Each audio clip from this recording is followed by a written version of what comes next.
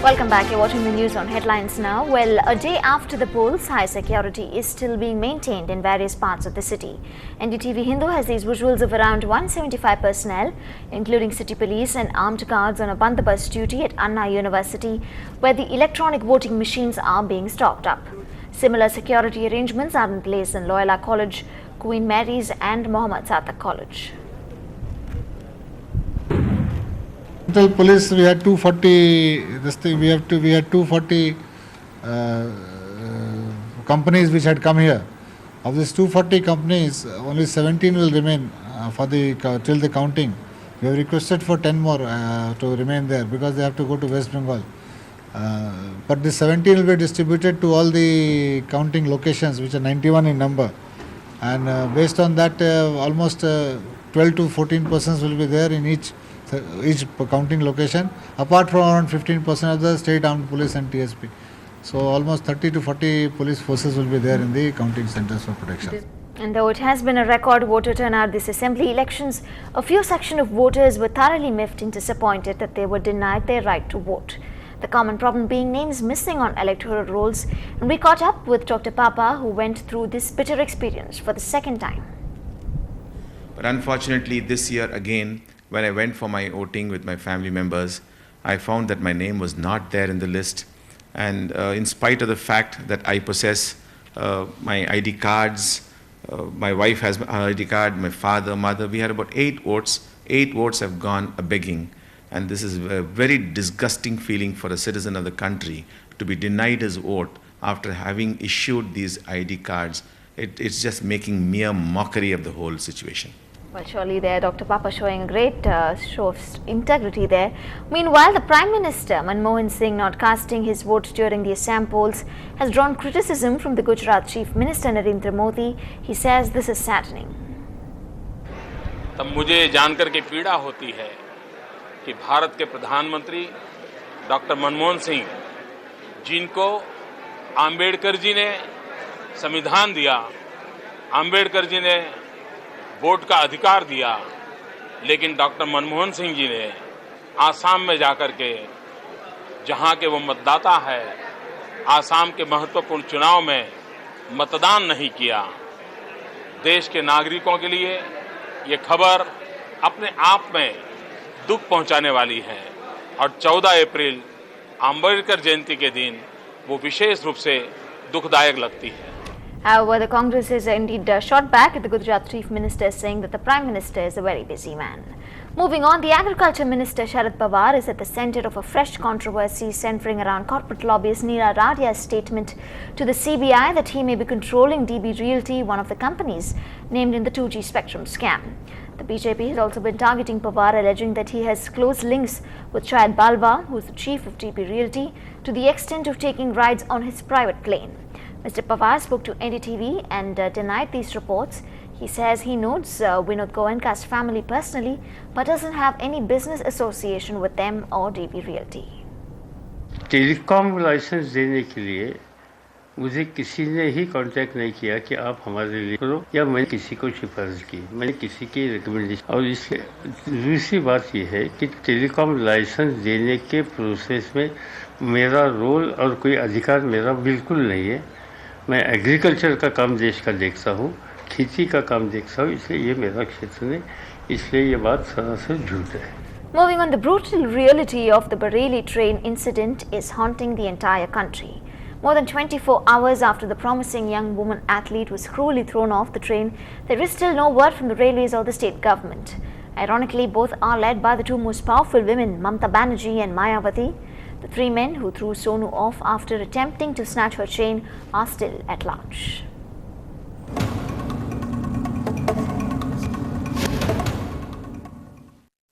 This ends Arunima Sinha's dream of playing for the country. The 23-year-old state-level volleyball player lost her leg in a horrific attack early Wednesday morning. She was on a train to Noida to apply for a CISF job. At 2 a.m., 3 men cornered her in the packed general compartment and tried to snatch her chain. She resisted, but no one came to her rescue, and the men pushed her off the train. ये मुझे दिखा सामने से कि कोई train आ रही है, lesion बाकी मैंने उठने की कोशिश की तब तक ट्रेन चल जाती बाकी मुझे याद नहीं. By that time, she had bled profusely, lucky to have survived, and the attackers untraceable. ये बहुत ही सीरियस कंडीशन में आई थी, ये शॉक में थी, इसका मैं एक पैर पूरा ऑलमोस्ट कटा हुआ था और एक में इंजरी थी, एक पैर भी काटना पड़ गया, दुखद बात ये हुई. This horrific attack comes less than 2 months after national kabaddi player 21-year-old Manisha Rana was shot at point-blank range in Patna. Her killer, a drunken CRPF jawan who fell snubbed because she had refused to give her phone number. The same week, 23-year-old Soumya was pushed out of a moving train, raped and left to die, all because she had resisted a robbery attack. These are women of the same small-town India, trying to fight the same odds of poverty and self-assertion.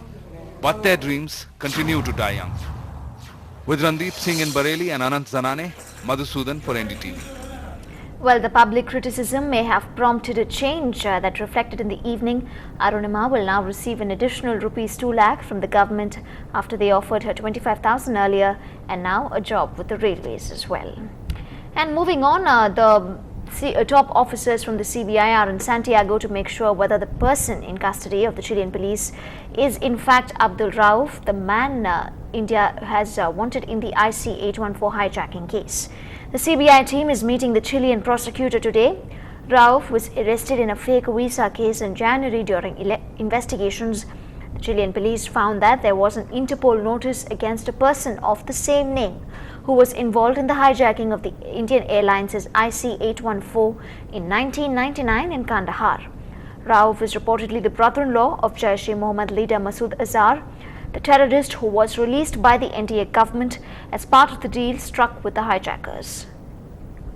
And India has sent a team to Chile to verify whether a man arrested there is the man India wants, Abdul Rauf, a key conspirator of the hijacking. And Foreign Minister S. M. Krishna says the intelligence agencies would assess whether it's the same person.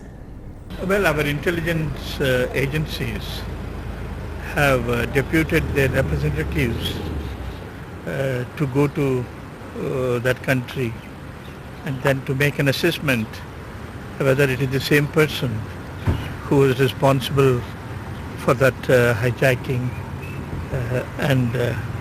well, if it is so, then necessary follow-up action will be initiated. Moving on, with the census report recently being released which highlighted India's skewed sex ratio among children, there was one man who had quite a bit to say about it. Farooq Abdullah stated that if it continued, then the future men apparently might just have to turn gay. And the truth is, the population is growing at a much faster rate. Unfortunately, the boys' male sex is growing faster and women are being eliminated. I don't know whether a time will come we'll all become gays. That might happen when we will not find girls to marry.